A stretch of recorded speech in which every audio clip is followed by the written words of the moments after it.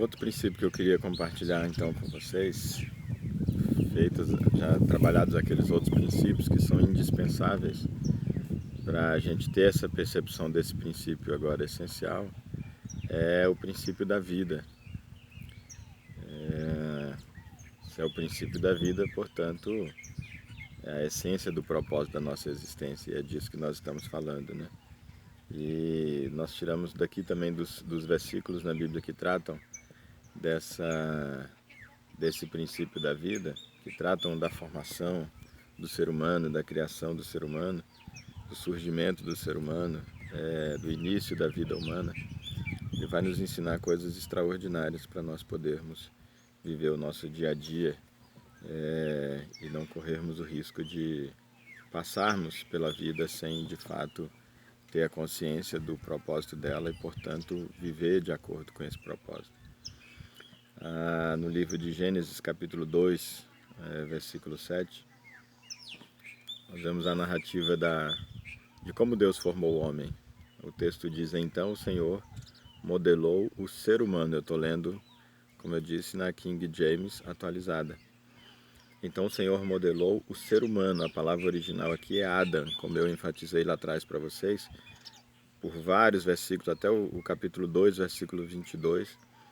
Todas as vezes que a Bíblia faz menção ao homem, que uma Bíblia vai traduzir ora como homem, ora como ser humano, ora como Adão, mas sempre é a mesma palavra no original, que é o Adam, no hebraico transliterado. Então, o Senhor modelou o ser humano do pó da terra, feito argila, e soprou em suas narinas o fôlego de vida, e o homem tornou-se ser vivente. Olha que coisa extraordinária.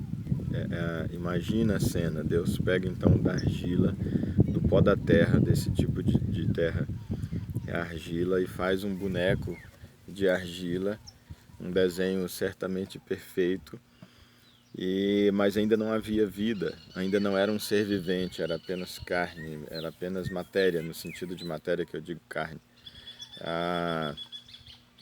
Mas não havia vida ainda nele. E como é que a vida no ser humano acontece? Como é que o ser humano se torna ser vivente? É quando o Senhor Deus sopra em suas narinas, no nariz, nas narinas daquele boneco de barro feito por Deus.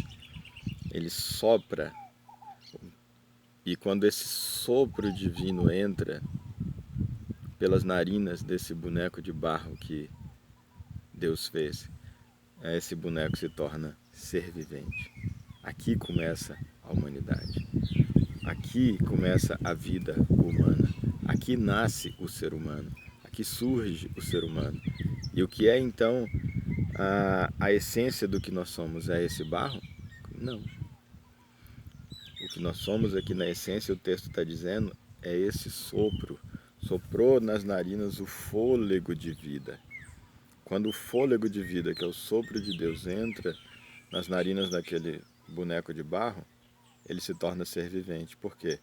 Porque esse fôlego de vida começa a fluir agora no interior dessa matéria, no interior desse barro, no interior desse boneco, e ele deixa de ser boneco, porque agora tem vida fluindo nele, agora tem vida fluindo no seu interior. Então ele se torna ser vivente. Mas aqui ele é um ser vivente. Ele não se torna ser humano. Por que ele não se torna ser humano quando Deus sopra sobre a narina dele? Porque para ser humano, como nós vimos, teria que refletir a imagem de Deus. Teria que ser a semelhança de Deus. E como nós vimos, como é que é Deus? Deus, a Trindade, diz: façamos o homem à nossa imagem conforme a nossa semelhança. E como nós vimos que eles são três em um. Eles são três, mas que apesar de ser três, são um. Eles vivem numa harmonia perfeita, como nós vimos. É o Pai, o Filho e o Espírito do Pai que flui no Filho. É o mesmo Espírito do Filho, é o Espírito do Pai flui de um para o outro e do outro para um, de um para o outro e do outro para um, de maneira que o Pai e o Filho eles têm o mesmo Espírito, portanto têm a mesma mente, o mesmo coração, a mesma maneira de olhar a vida, um só propósito, uma só motivação. Há uma harmonia perfeita que torna justamente eles um só corpo. Tornam eles um, Pai, Filho e Espírito são um. Por quê? Porque há um fluir e uma harmonia perfeita. Aqui, olha que nesse momento, nessa fase da criação, o ser humano ainda não estava refletindo essa imagem e semelhança de Deus. Porque lá o que é? Você tem, como falei, o Pai, uma pessoa, o Filho, outra pessoa.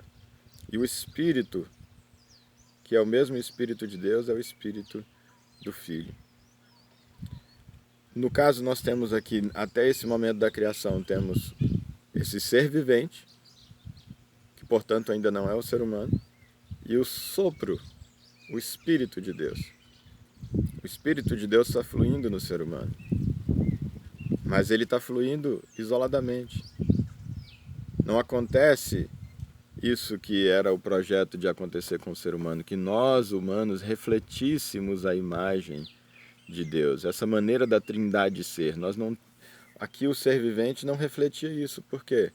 Porque o sopro está fluindo exclusivamente no interior de um ser humano, de um ser vivente, aliás, que é esse que foi criado. Isso então, capítulo 2, versículo 7. Se nós pulamos então para o versículo 18, olha a constatação justamente de Deus aqui, mostrando que essa versão não tinha ficado boa. Deus está dizendo, o ser humano, essa versão primeira que nós criamos, não é ainda ser humano. Por que não é ainda ser humano? Porque ainda não cumpriu o propósito, porque não reflete a nossa imagem dessa maneira que ele foi criado. O versículo 18 do capítulo 2 diz então, declarou Yahvé, o Senhor, não é bom que o ser humano, a palavra aqui no original é Adam, não é bom que o ser humano viva sem a companhia de um semelhante. Não é bom que o Adam viva sem a companhia de um semelhante. Farei para ele alguém que o ajude e a ele corresponda. Então esse aqui, dentro desse princípio da vida que nós estamos vendo, nós vamos ver algumas lições, alguns subprincípios ou lições a partir fazem parte aqui desse princípio da vida que nós estamos meditando. Olha que Deus perfeito, Deus nunca erra. Deus nunca errou, nunca erra e nunca vai errar. E nós estamos vendo aqui o capítulo 2, versículo 18, dizendo que Deus olhou. Esse mesmo Deus que, quando criou tudo no primeiro dia, a Bíblia diz que terminou e houve tarde, manhã e o primeiro dia. E Deus olhou o primeiro dia e viu que era tudo bom. E no segundo dia, tem outras criações no segundo dia, e Deus trabalhando, e chega no final do dia e diz, e houve manhã e tarde e o segundo dia. E Deus olhou e viu que era bom. E houve manhã e tarde, e esse foi o segundo dia. E no terceiro dia Deus olhou e viu que era bom. E no quarto dia, e Deus olhou tudo o que fez no quarto dia e falou, ficou bom. E no quinto dia, Deus forma também várias outras coisas e olha e diz, ficou bom. E na metade do sexto dia, ou seja, ao longo do sexto dia, antes de terminar o sexto dia, em algum momento, Deus olha para o ser humano, entre aspas, que ele havia criado. E ele diz, não ficou bom. Não ficou bom. Não tá legal. Ora, não tá legal. Se não tá bom, eu preciso dizer por que não tá bom. Qual era o objetivo? Qual era o referencial? Para eu dizer se tá bom ou não tá bom, eu preciso de um referencial. Qual era o referencial de Deus para o ser humano? Quando ele diz, façamos o homem, qual foi o referencial que eles colocaram? Nós. Façamos a nossa imagem conforme a nossa semelhança. Quando Deus está dizendo não ficou bom, não é bom, não está bom, ele está dizendo o quê? Do jeito que está, não reflete a nossa imagem, não reflete a nossa semelhança. Do jeito que está, não não evidencia a maneira como nós, como Trindade, nos relacionamos. Olha que coisa extraordinária. Porque, como eu disse, aqui é Pai e Filho com o mesmo Espírito. E assim eles formam uma unidade, porque apesar de serem mais de um, o mesmo Espírito flui nos dois. O Espírito do Pai e o Espírito do Filho é o mesmo. Um flui no outro e o outro flui no um. Aqui não. Aqui note que é o ser humano, por enquanto ainda um só, e com o sopro, o fôlego de vida, o Espírito de Deus fluindo exclusivamente nele. Olha que coisa, meu irmão e meus irmãos. O próprio Deus fluindo em Adam, nessa versão do Adam, fluindo. Você tem ideia do que é isso? Deus fluir em um ser. Mas isso não ser bom o suficiente. Por isso que eu digo que Deus decidiu que ele não seria suficiente. Como eu falei, pode soar estranho alguém dizer isso e dizer, como assim Deus não é suficiente? Deus é suficiente, ué, mas não é.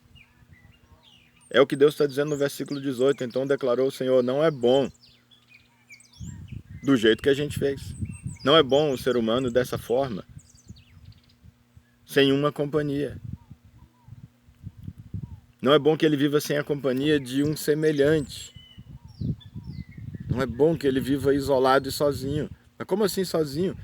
Eu estou nele. Eu estou fluindo nele. Sim, mas eu não estou falando disso.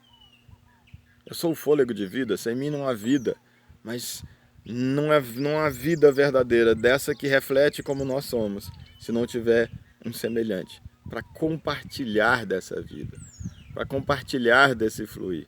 Como nós compartilhamos da vida um do outro. Olha que coisa extraordinária, que Deus ajude você a perceber que o Espírito de Deus transforma em vida isso que nós estamos compartilhando, porque isso é extraordinário, não tem outra palavra.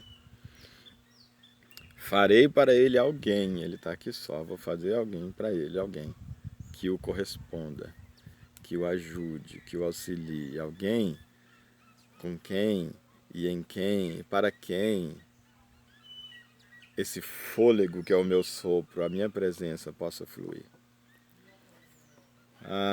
Então o versículo 19, que nós temos no versículo 19. Sendo assim. Então, meu irmão, quando eu digo isso, que Deus fez não ficou bom, Deus nunca erra. Eu não estou dizendo que Deus errou.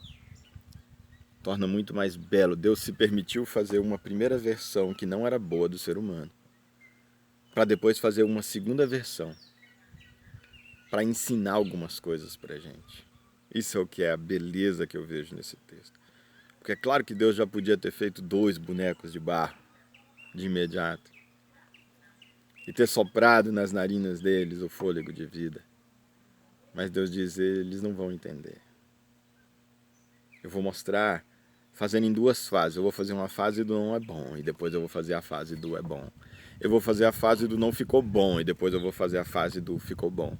Eu vou fazer a fase do não reflete a imagem e semelhança de Deus. Agora a fase do reflete a imagem e semelhança de Deus. O que Deus está dizendo é, eu vou desenhar para ver se eles entendem. Então, das lições que nós aprendemos aqui, a primeira delas é essa de que a vida precisa ser compartilhada por um semelhante. Senão não é bom. Se não for compartilhada por um semelhante, não é bom. Se for para viver sozinho, pode ser cheio de Deus. Cheio de Deus. Cheio do fluir de Deus. Se é que é possível isoladamente viver isso. E de fato não é. E não vai ser suficiente. Não é mais. Lá era. Na primeira versão era possível. A primeira versão de Adão, a primeira versão do ser humano viveu isso. Mas precisa de um semelhante. De um semelhante para poder compartilhar isso. Então, a segunda lição que nós temos aqui é de que nós vamos tirar aqui no versículo 19, é de que quem é completo não pode compartilhar. compartilhamento pressupõe o quê? Alguém que dá e que recebe. Uma relação de dois, pelo menos, que compartilham. Eu dou uma parte e eu recebo uma parte. Se eu sou completo e eu só dou, eu não estou compartilhando. Compartilhar é algo mútuo, você dá e você recebe. Há um fluir, há um vai e vem, há uma reciprocidade. É uma relação de mão dupla, que vai e que vem. Isso é compartilhar, é ter em comum. Adão, nessa primeira versão então, capítulo 2, versículo 19, continuando, quando Jesus... Veja bem essas expressões que dão a ideia de que não mudou de assunto, está no mesmo assunto. Termina o versículo 18, onde diz: não é bom que o homem esteja só, vou fazer para ele uma companheira, o ser humano, uma companhia, alguém, um semelhante que o corresponda, que o complete. Ora, ele era completo e vai precisar fazer alguém que o complete. Como assim? Ele é completo e vamos fazer alguém que o corresponda? Como assim? O versículo 19 então diz: sendo assim, ou seja, está no mesmo assunto, o Senhor modelou do solo todos os animais selvagens e todas as aves dos céus, e em seguida as trouxe à presença do homem. Então o Senhor pega do mesmo jeito do pó da terra e forma os animais. E em seguida os trouxe à presença do homem. Veja que não há aqui a menção de que o próprio Deus tenha soprado nas narinas dos animais modelados. O que para mim dá a ideia de que exclusivamente o homem recebeu esse sopro. E que no caso dos outros animais, o que Deus tenha dito foi: haja vida, um tipo de vida próprio do animal, mas não esse tipo de vida que era para refletir a imagem e semelhança de Deus. Os trouxe à presença do homem, cada animal desse. E homem, embora a palavra traduzida que seja homem, no original do hebraico transliterado, mais uma vez a palavra aqui é Adam, ou seja, é a mesma palavra que lá quando falou façamos o homem, façamos o Adam. Já disse, nós vamos ver a importância disso aqui já, para ver como este o chamaria. Então pega todos os animais, um por um, já que não é bom que o homem esteja só, sendo assim, é como a minha versão diz, ou portanto alguma outra vai dizer, e traz cada animal para o homem dar o nome para eles. Ora, como assim? Por que Deus precisava passar os animais pelo homem para o homem dar nome para os animais? Será que Deus perdeu a criatividade? Será que um Deus que fez tudo tão lindo, tão belo, tão perfeito, esse Deus de capacidade inesgotável e infinita, ele teria perdido a capacidade e a criatividade, se esgotou no sexto dia, já não estava aguentando mais e por isso no sétimo teve que descansar? E aí ele não tinha criatividade mais para dar nome para os animais? Não. Tiro duas lições extraordinárias daqui. Uma voltando lá atrás, na lição que nós vimos, da parceria, que Deus faz questão, essa maneira dele ser, de fazer as coisas compartilhadas conosco, de permitir a participação.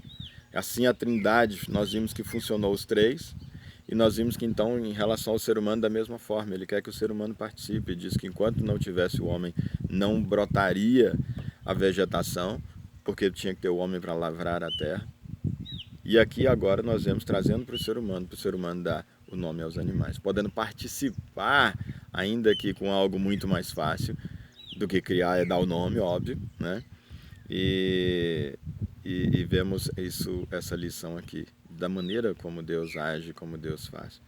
E a segunda lição, e que tem a ver então com o princípio da vida que estamos vendo aqui, e com essa lição do quem é completo não pode compartilhar, é que quando nós damos o nome para alguma coisa ou alguma pessoa, quando nós batizamos algo com o nome, nós estamos dizendo da nossa sensação, da nossa percepção, do nosso sentimento em relação àquela coisa ou àquela pessoa. Não é bom que o homem esteja só, está no versículo 18. Sendo assim, vamos passar os animais pelo homem que nós formamos, de vários tipos, várias espécies, e vamos ver qual o nome o homem dá.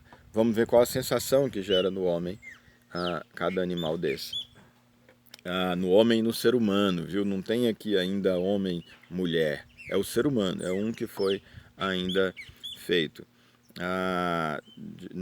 em um certo sentido não tem homem e mulher, tá? Porque lá senão vai ter uma contradição lá com o Novo Testamento, que eu não vou entrar no mérito disso agora, senão a gente vai se prolongar. E o nome que o homem, ou o Adam, a palavra no original de novo aqui é Adam, então está falando do mesmo tipo é a mesma ideia que se quer passar aqui no texto. O nome que o Adam desse a cada ser vivo, esse precisamente seria o seu nome. E aqui então, no versículo 20, diz: e desse modo, o Adam, o homem está na minha tradução, mas é o Adam, é o mesmo ser humano, portanto, o ser humano nomeou a todos os animais, os rebanhos domésticos, as aves dos céus e todas as feras. Entretanto, note que estamos no mesmo assunto. Esses conectivos, eles vão nos dizendo que nós estamos no mesmo assunto. Entretanto, apesar do ser humano ter visto todos os animais, um a um, terem passado pelo ser humano, e o ser humano ter dado nome pelo nome que ele deu, e percebeu-se que não havia, o verso diz, entretanto, não se encontrou para o próprio ser humano, para o próprio Adam, alguém que com ele correspondesse, e a ele cooperasse, e a ele correspondesse intimamente. Olha só. Então, o texto está dizendo, a julgar pelo nome que Adão deu a perceber que não tinha da parte dele nenhuma sensação de cooperação.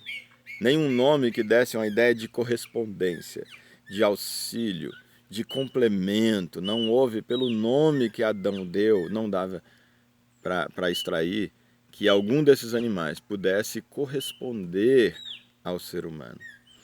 E aqui, então, nós vemos essa lição, como eu falei, enfatizando de que quem é completo não pode compartilhar. Adão era completo, e é por isso que de todos os animais criados, nenhum podia correspondê-lo e completá-lo. Por quê? Porque ele era completo. É um dos motivos de não ter sido possível. E tiramos aqui ainda, como um parêntese nessa segunda lição, uma terceira lição, que é nada da criação nos pode completar. Nada na criação, nem de coisas e nem de seres, pode completar o ser humano. Isso é tão óbvio, mas parece que a gente não acha. Por isso Deus precisou de fazer esse desenho para a gente. Essa cena em que todos os animais passaram pela presença do homem, mas nenhum podia correspondê-lo, nenhum podia completá-lo. Nenhum podia manter com o ser humano um tipo de relação que pudesse ser chamado de relacionamento, que pudesse ser chamado de amor, que pudesse ser chamado de vida, de compartilhamento de vida.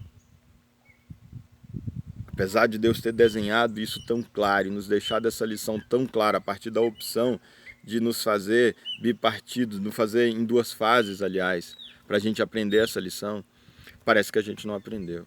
Quantas vezes, quantos de nós, em quantos momentos, não estamos querendo substituir a relação, o relacionamento com o ser humano, com o relacionamento com animais. Isso tanto do ponto de vista sexual, tem muita gente que vive mantendo relação sexual com o animal, mas nem é disso que estou falando. A essência é que tem gente compartilhando ou pensando que está compartilhando vida com o animal. Eu não estou falando que não se possa ter animal de estimação, não estou falando que não se deva ter, não estou falando que você não deva cuidar bem dos animais de estimação, dar uma boa comida, dar um conforto para o animal de estimação que você tem. O que eu estou dizendo é quando você transfere algo que é para ser compartilhado com um outro ser humano e você transfere esse potencial de amor, esse potencial de relacionamento, essa necessidade que nós temos de relacionamento, nós transferimos para um animal, para um papagaio, para um gatinho, para um cachorrinho, para uma cobra, tratando como se ser humano fosse. Enquanto tem um ser humano do lado, um pouco mais perto ou um pouco mais longe, não interessa. E às vezes dentro da própria casa, tem um ser humano implorando por carinho. Tem um ser humano implorando por um abraço. Tem um ser humano implorando por uma palavra doce, uma palavra de carinho. E nós não compartilhamos esse carinho com um ser humano. Embora tenhamos a necessidade de, porque nós temos muito mais a necessidade de dar no relacionamento do que de receber. E nós pensamos e queremos dar para um animal isso que é para ser dado apenas para um ser humano. Gastamos isso, nos iludimos que está resolvida a nossa necessidade de relacionamento e por causa disso deixamos de dar para quem de fato precisa. Eu experimentei uma vez, presenciei uma cena estarrecedora, que não me sai do cérebro, tem a ver com isso. Estava descendo uma vez da praia e vindo para o apartamento onde eu estava hospedado. E quando eu estou descendo da praia, na primeira esquina, logo abaixo, na primeira quadrazinha da quadra, muito perto da quadra, vinha descendo da praia. Imagino que do lado de cá está a praia. Vinha descendo da praia duas senhoras com um carrinho de bebê. Do lado de cá, nessa rua, paralela à rua da praia que vinha aqui em cima, paralela a essa rua da praia, vinha dois garotos, adolescentes, muito novos, de criança para adolescente. Crianças, eram crianças. Certamente eles não tinham 12 anos, possivelmente não tinham.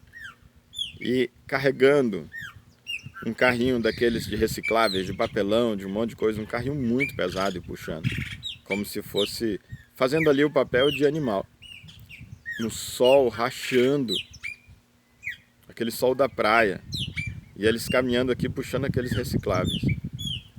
E se encontram essas duas senhoras com um carrinho de bebê, e eles dois puxando um carrinho de animal, fazendo um trabalho de animal. E dentro desse carrinho de bebê não havia um bebê, havia um cachorrinho todo cuidadinho, todo emperiquitadinho, todo bem cuidado. Cuidado como um ser humano, cuidado como um bebê, amado e cuidado como um bebê. E em contrapartida, dois seres humanos destratados pela sociedade e permitindo serem tratados como animais.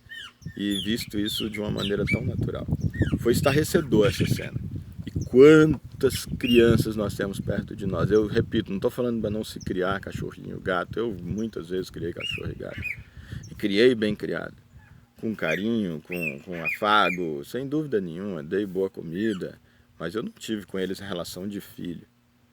E não estou também falando sobre quem chama. Eu acho que se deve evitar por conta do risco que se tem de nutrir esse tipo de sentimento. Mas não é o fato de chamar meu filhinho que está tendo uma relação e transferindo uma relação que é própria de pai e filho ou mãe e filho. Mas há um risco, isso não tem como negar. Se eu trato um animal como um filho, como meu irmão, verbalizado, eu digo filhinho, filhinho, filhinho, eu corro o risco de em algum momento transferir para ele algo que era próprio para um tipo de relação de filho e, portanto, só com o ser humano. Então essa lição nós acabamos, meu irmão, não aprendendo. É a terceira lição aqui que vemos nesse texto. Entretanto, não se encontrou para o ser humano, para Adão, alguém que com ele correspondesse e com ele, alguém que com ele cooperasse. Cooperação, olha a ideia do texto. Tem uma pessoa, tem outra pessoa, tem um ser, tem outro ser, e uma cooperação, uma correspondência íntima ao que o texto na minha tradução está falando. Alguém que o ajudasse, alguém que ele fosse idôneo, outra versão vai dizer. E por que isso não acontecia? Porque Adão era completo em si mesmo. Quem é completo não pode ser completado, porque já é completo. Qualquer coisa que você der, qualquer coisa que você acrescentar vai ser inócuo, porque já é completo. Pegue um copo d'água, suponhamos esse copo d'água aqui, eu vou enchê-lo. Esse copo d'água está praticamente cheio, suponhamos que estivesse cheio para não fazer bagunça. Até a boca, o que vai acontecer se eu tentar pôr mais água? Ele vai ficar mais cheio? Ele vai ficar mais completo? Não vai, porque não existe mais completo e mais cheio. Ou é cheio ou não é cheio, ou é completo ou não é completo. O ser humano foi feito completo. Mas o que acontece então? Ele não poderia ser completado nunca, porque ele já estava completo. Então não poderia corresponder, ele não poderia nada cooperar com ele, não poderia haver um fluir, uma troca em relação a ele aqui. Ainda nessa lição de não poder, então o que Deus faz? Pronto, fiz a primeira versão. Não é bom, mostrei para o ser humano que não é bom. Mostrei para o ser humano que nada do que já existe pode completá-lo. Eu mostrei para o ser humano e agora eu vou mostrar para ele a cartada final, a lição mais importante aqui, eu diria.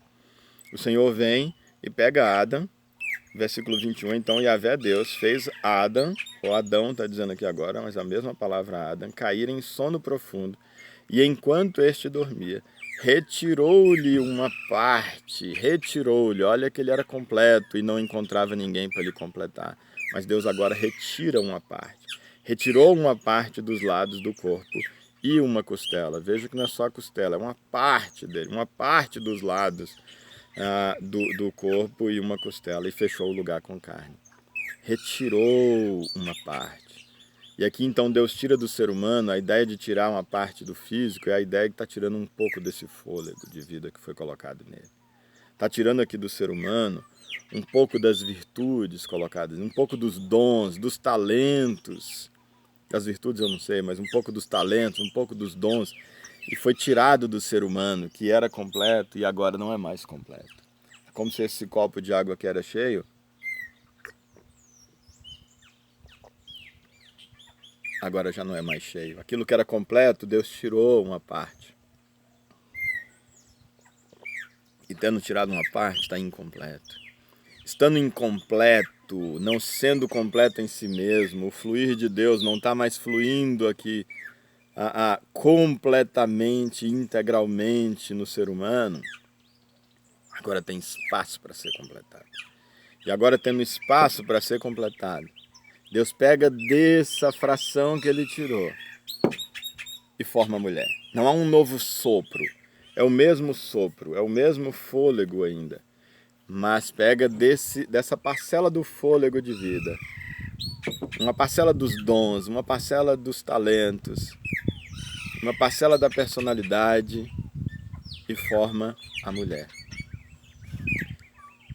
E aí traz para a mulher, traz para Adão, para o homem. E o versículo 22 então diz, com a costela que havia tirado do homem, do Adão, o Senhor Deus modelou uma mulher. A palavra aqui no original é Ishá, modelou a Ishá e a conduziu até ele. Mas só modelou e conduziu. Deus não disse, não deu nome para ela. Olha só, aqui a Bíblia está dizendo o que ele modelou, mas ainda não tinha dado nome. Por que esse nome aqui? Foi o próprio Adão quem deu esse nome. Por que Adão deu esse nome? Porque ele aprendeu a lição. Essa terceira lição que nós vimos, que é a de que aquilo que era completo não podia ser completado. E ele então aprende agora essa outra lição.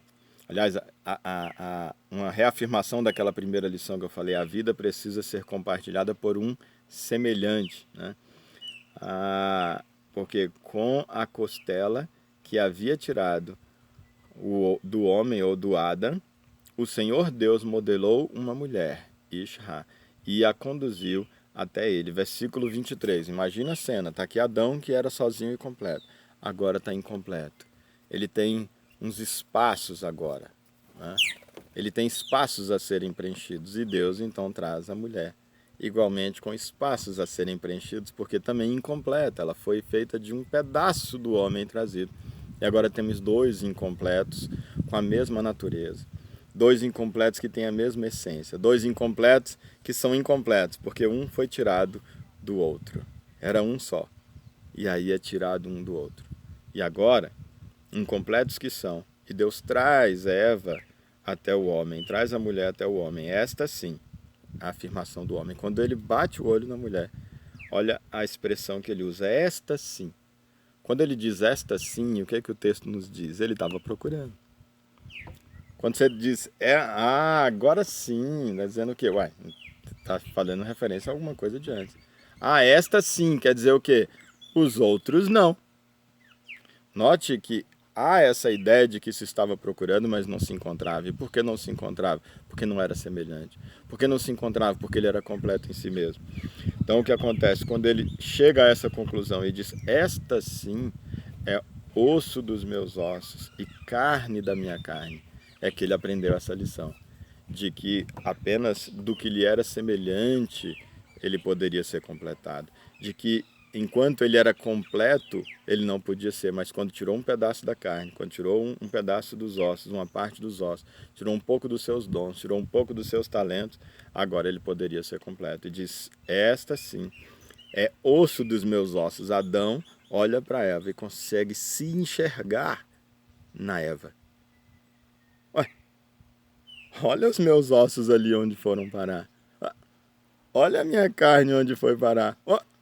Olha onde a parcela dos dons tirados de mim foi parar. Olha onde a parcela dos talentos tirados de mim foi parar. Olha onde a parcela do meu bom humor que saiu e que foi tirado de mim foi parar.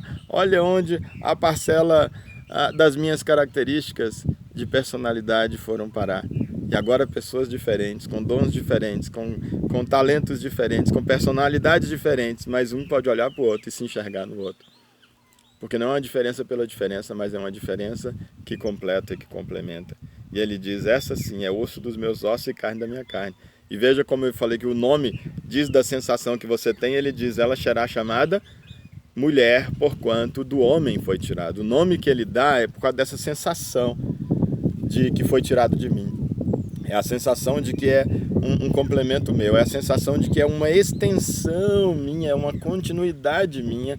O nome que ele deu dá a ideia de que é eu nela, sou eu nela, é a minha metade, é a metade da minha laranja, é a minha cara metade, é a tampa da minha panela, essa ideia romântica que a gente põe, é isso aqui que Adão está dizendo, é essa ideia. Ele diz, será chamada no original, a palavra é Ishá, no hebraico transliterado, porquanto do Ish foi tirado. Tirou do Ish, então é o Ishá. Essa palavra, de alguma forma, ela dava essa ideia, então, desse complemento, ou de algo que tenha sido tirado de outro, porque do homem foi extraído. Olha que Adão, Deus, ao invés de já fazer pronto e já fazer essa versão do ser humano desse jeito, ele diz, não, vou fazer uma versão que não é boa. Na transição da versão não boa para a versão ótima e perfeita, o ser humano poder aprender algumas coisas sobre o propósito da existência, sobre a essência dele, sobre o que é vida, o que é relacionamento e o que é ser imagem e semelhança de Deus. E o versículo então 24, a conclusão do texto é por esse motivo, texto usado em tantas mensagens de casamento, por esse motivo é que o ish, voltando aqui no versículo 23, foi a primeira vez que a palavra ish apareceu. Todas as outras vezes que fala que a Bíblia você vai ver traduzindo até o versículo 23 do capítulo 2, que fala em homem, ser humano, Adão, a palavra lá é Adam, porque é ser humano. Só tinha ele sozinho era o ser humano. Quando então, a partir do versículo 23, uma parte dele foi tirada, agora o ser humano, homem é Ish, o ser humano, mulher é Ishá. Aliás, a parte da humanidade, homem, aqui, que só existiam dois ainda, era Ish e agora é Ishá. E os dois aqui, então, o versículo 24 diz, por esse motivo, o Ish, agora não mais o Adam, o Ish, deixa a guarda do seu pai e da mãe, para se unir a Ishá, a sua mulher, para se unir a Ishá, se unir. E os dois se tornam uma só carne. Quando eles se tornam uma só carne, eles voltam a ser ser humano. Isoladamente, nenhum é ser humano, é desumano ainda. E se viverem isoladamente, querendo viver um em detrimento do outro, ou apenas um independente do outro, não é vida, não é ser humano. Por quê? Porque não reflete a imagem de Deus. Agora os dois, tendo o fluir de Deus em si, mas não fechado em si, e quando o Espírito de Deus flui do homem para a mulher e da mulher para o homem, e eles podem compartilhar agora esse mesmo Espírito de Deus, agora sim, ele pode refletir a imagem de Deus, a imagem da Trindade, Pai e Filho, tendo o mesmo Espírito fluindo neles. Agora também, homem e mulher, seres humanos, 2, 10, 1000, milhões, bilhões, independente de quantos, mas vivendo com um mesmo Espírito. Esse era o propósito de Deus. Vivendo como um só corpo, com o fluir desse Espírito em cada um. E o mesmo Espírito fluindo em todos. Todos teriam uma só maneira de pensar, uma só maneira de ver, uma só maneira de enxergar, uma só maneira de sentir, uma mesma motivação, teriam o mesmo propósito e agiriam então como um corpo, uns ajudando os outros, uns completando os outros, uns auxiliando os outros naquilo que eles precisassem. E a gente não faz ideia do que seria a humanidade vivendo nesse nível de consciência, não só consciência intelectual, mas consciência existencial.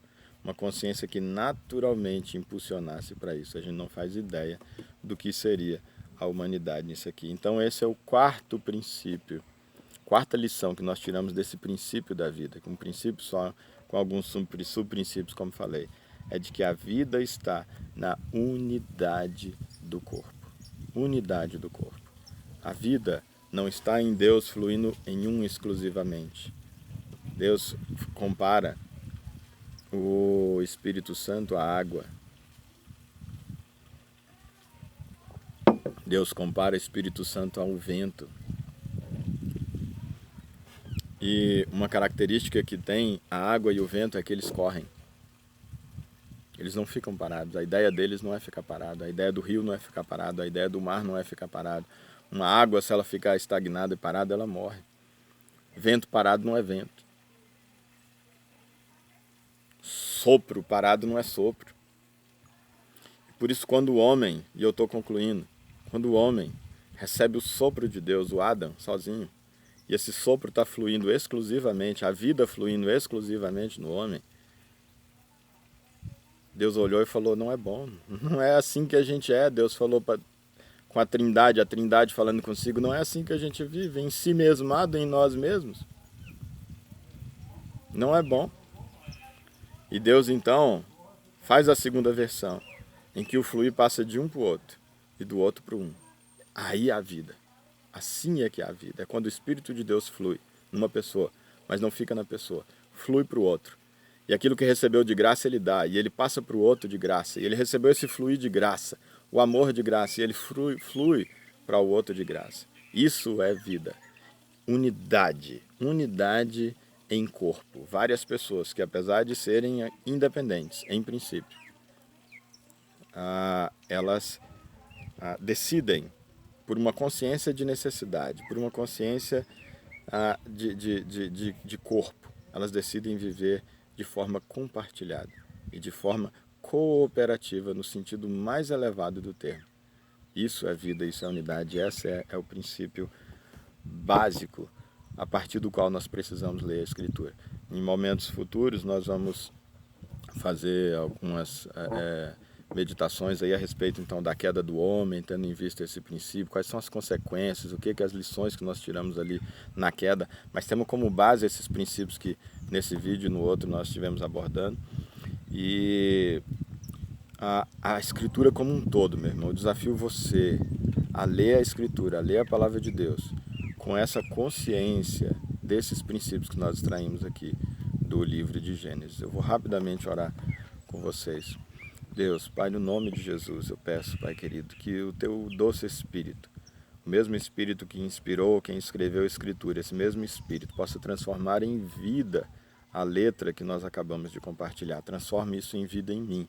Transforme isso na vida do meu irmão, Pai querido, que está ouvindo esse vídeo, no nome de Jesus, para que essa vida, Senhor Deus, possa nos transformar por completo e possa marcar a diferença no nosso viver e pautar a maneira como nós passaremos a viver de maneira diferente a partir de agora, a partir dessa consciência, uma consciência não apenas no intelecto, não apenas cognitiva, mas principalmente uma consciência no espírito, que nos impulsiona para um viver verdadeiro, Pai. No nome do Senhor Jesus Cristo, joga luz, Pai querido, em nosso coração, na nossa mente, no nosso espírito, a partir dessa Tua palavra, no nome de Jesus nós te pedimos. Amém.